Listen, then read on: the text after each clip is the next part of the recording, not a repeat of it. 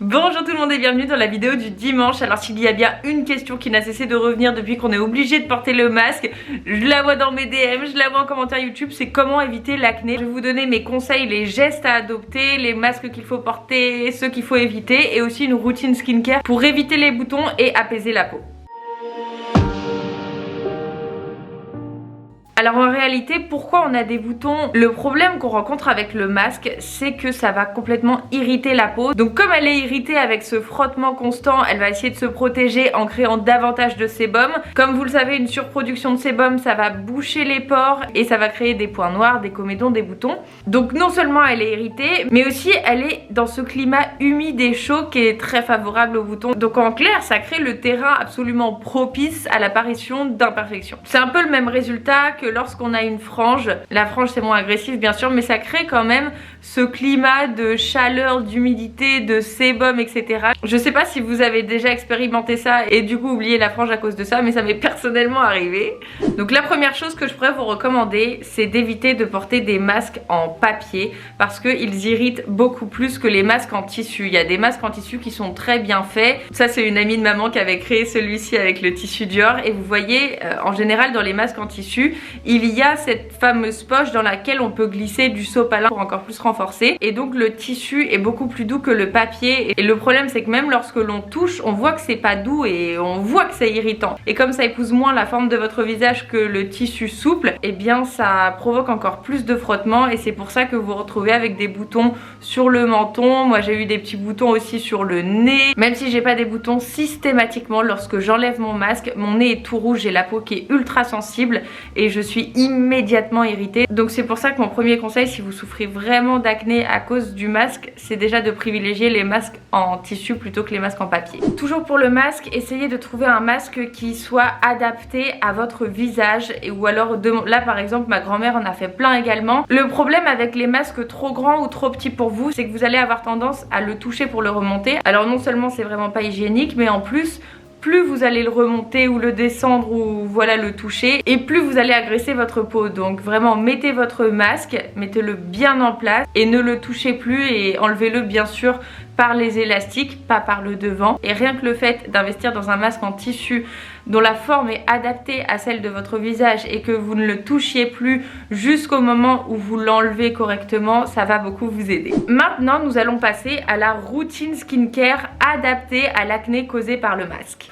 Ouvrons cette petite trousse magique. On va commencer par le soir et le soir, le démaquillage. Ah oui, bien sûr. Évitez de vous maquiller sous le masque parce que ça provoque encore plus d'irritation, ça va encore plus boucher vos pores. À la limite, vous pouvez en mettre sur votre front, vous pouvez faire vos sourcils, vous pouvez mettre l'accent sur les yeux, un beau smoky ou quelque chose comme ça. Mais évitez à tout prix de porter du make-up sous votre masque. Mais on va quand même commencer par la routine démaquillage. Un mauvais démaquillage peut vraiment irriter la peau. Si vous utilisez des cotons, qu'ils soient réutilisables ou non d'ailleurs. Si lorsque vous sortez de la douche, vous essuyez avec une serviette, vous frottez, ça irrite également. Sans s'en rendre compte, on détériore terriblement notre barrière hydrolipidique qui est là pour protéger notre peau et nous protéger également de la déshydratation. Votre peau contient de l'eau, elle contient d'ailleurs 70-80% d'eau. Donc lorsque l'on abîme la barrière hydrolipidique, qu'on agresse la peau, eh bien l'hydratation s'évapore. D'où l'importance d'avoir une bonne crème hydratante, mais on y reviendra après. Évitez tous les cotons, évitez toutes les eaux micellaires ultra abrasives pour la peau, pour la plupart hein, bien sûr. Je pense à Bioderma notamment. Pourquoi les maquilleurs utilisent ça? Tout simplement parce que c'est un produit qui enlève le maquillage en 2 secondes. Donc les maquilleurs dans les défilés etc, ce qu'ils recherchent c'est la rapidité et l'efficacité. Donc ils passent un coton et tout le make-up s'en va. Et effectivement c'est assez satisfaisant. Mais pour la peau il n'y a rien de pire parce que ça enlève le make-up mais ça enlève aussi la barrière hydrolipidique. C'est pour ça que je vous conseille vivement les huiles démaquillantes. Et ça n'est pas parce que vous avez la peau grasse qu'appliquer des huiles va la rendre encore plus grasse, au contraire. Chaque huile a une composition en acide oléique, linoléique, etc. Et certaines huiles sont plus comédogènes que d'autres. Elles sont classées d'ailleurs dans une échelle de 1 à 5. Et par exemple, l'huile de coco, ultra comédogène, mais l'huile de jojoba, pas du tout. Donc les huiles comédogènes, elles sont adaptées aux peaux qui sont très sèches car elles produisent moins de sébum. Ça leur crée pas des boutons et donc elles ont besoin quelque part d'apporter plus de gras. Mais attention à ne pas confondre peau sèche et peau déshydratée. Revenons aux huiles démaquillantes que je vous conseille. Alors il y a celle de chez Zenzitude, créée par Sophie, de manière artisanale. Je pense qu'à force vous connaissez ce site et je la recommande parce que je suis 100% sûre de ce qu'il y a dedans. Ce sont des huiles nobles et justement elle a fait la distinction pour ces huiles démaquillantes entre les peaux jeunes à imperfection et les peaux matures à tendance plus sèche. C'est pour ça qu'elle a créé deux huiles démaquillantes.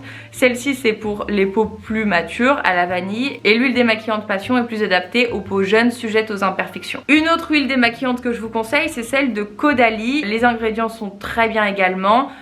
Les huiles sont moins nobles mais ça fait tout aussi bien le job. Mais là pour le coup ils ont fait une seule huile démaquillante pour tous les types de peau. Mais pour l'huile démaquillante c'est pas dramatique dans le sens où on va enlever l'huile après. Et moi ce que j'adore c'est que vous mettez quelques pompes dans votre main, vous réchauffez la matière et vous allez venir faire des petits mouvements circulaires pour enlever le make-up et ça enlève tout. En fait moi je porte tout le temps du mascara waterproof donc il me faudrait deux démaquillants, un démaquillant biphasé pour mes yeux et un autre démaquillant pour mon visage, mais j'ai pas le temps de ça et j'ai surtout pas envie d'utiliser des cotons. C'est pourquoi j'utilise tout le temps des huiles démaquillantes parce qu'en 2 secondes en fait ça décolle si vous voulez les petites particules de make-up et il ne reste plus rien. Une fois que vous avez bien massé l'huile démaquillante, vous allez rincer votre visage et le nettoyer avec un savon solide sur gras. Il n'y a rien de mieux que ça pour nettoyer son visage. Je vous conseille encore une fois celui de chez Zenzitude et ça c'est un de la marque Typologie, très éthique et éco-responsable. J'en ai fait une vidéo dédiée si ça vous intéresse, je vous la mets dans le petit i. On entend sur gras, on a l'impression que ça va graisser la peau, pas du tout. Simplement ça ne va pas l'irriter, ça ne va pas la dessécher contrairement à beaucoup de gels nettoyants qui agressent terriblement la peau. Et ce savon là de chez Typologie est en plus hydratant donc ça vous laisse un film protecteur sur la peau contrairement à, comme je vous le disais, beaucoup de gels qui vont non seulement nettoyer mais décaper la peau et enlever ce film hydrolipidique qui est super important et qu'il faut à tout prix conserver. Donc ça c'est vraiment la manière la plus douce et la plus efficace de nettoyer votre visage. Donc pour le soir on a déjà l'huile démaquillante, le savon nettoyant. Ça les amis ça fait toute la différence. L'hydrolat, j'ai terminé mon hydrolat de chez Typologie qui était à la fleur d'oranger qui sentait divinement bon et il me restait de l'hydrolat à la rose qui est pas mal celui-ci parce qu'il est sous forme de pchit. Donc je diffuse de l'hydrolat sur mon visage et j'en diffuse de manière assez généreuse puisqu'ensuite je vais venir l'enlever. Pourquoi? Tout simplement pour enlever le calcaire de la peau. Vous pouvez très bien le faire avec une brume d'eau thermale, c'est vrai que c'est un peu gâché du produit mais c'est hyper utile parce qu'en fait ça permet d'enlever le calcaire qui s'est déposé sur votre peau lorsque vous l'avez lavé. À moins que vous habitiez dans les montagnes et que l'eau de votre douche soit hyper douce et sans calcaire, et même là je suis chez mes parents, c'est à la campagne, tu sens que l'eau est calcaire et le problème c'est que ça t'assèche la peau et que ça l'irrite encore plus. Donc si tu rajoutes à ça le masque, une routine démaquillage hyper irritante etc, ta peau ne peut pas survivre à tout ça. Donc c'est super important d'enlever le calcaire de sa peau. C'est pourquoi je spray beaucoup d'hydrolat ou brume d'eau thermale et ensuite j'enlève très délicatement encore une fois, soit avec des mouchoirs, pas très éco-responsable c'est vrai, soit avec une serviette propre. Très important. Et pas une serviette qui est posée au-dessus de ton armoire depuis 15 jours et qui reçoit toute la poussière. Faites attention à ça aussi. Une fois que votre visage est sec, vous pouvez à nouveau diffuser votre hydrolat, cette fois pour bénéficier des bienfaits très apaisants.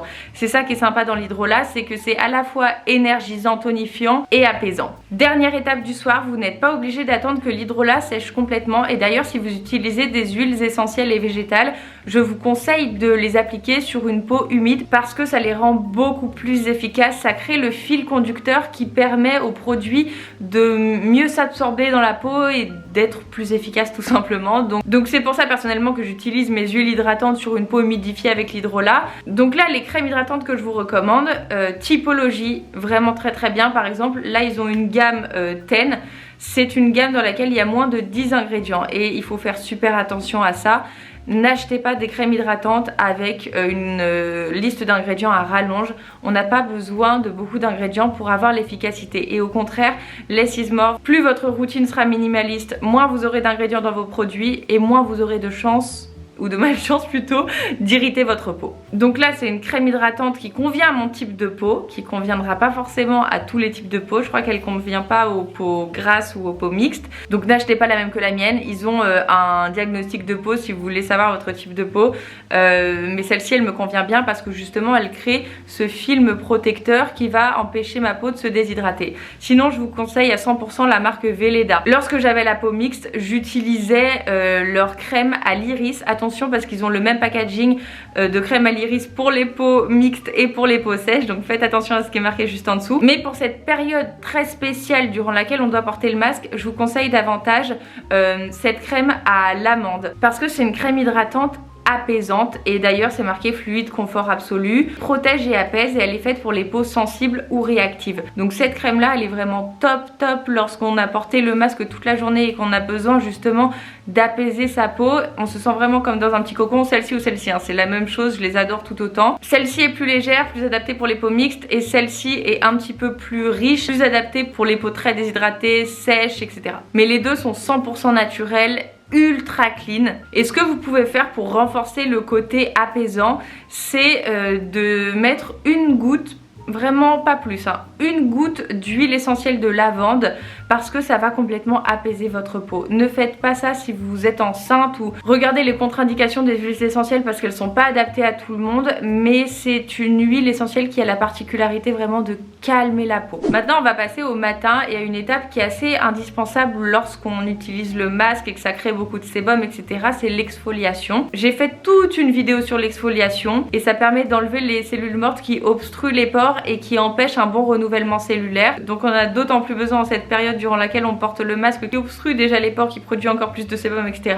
Alors vous allez me dire pourquoi tu nous parles d'exfoliation le matin? Tout simplement parce que mon produit exfoliant de prédilection c'est le Pchit Magique de chez Garancia parce que c'est une exfoliation enzymatique ultra douce et surtout sans grains. Ne faites jamais de gommage avec des grains parce que même si vous n'avez pas l'impression, ça irrite terriblement votre peau.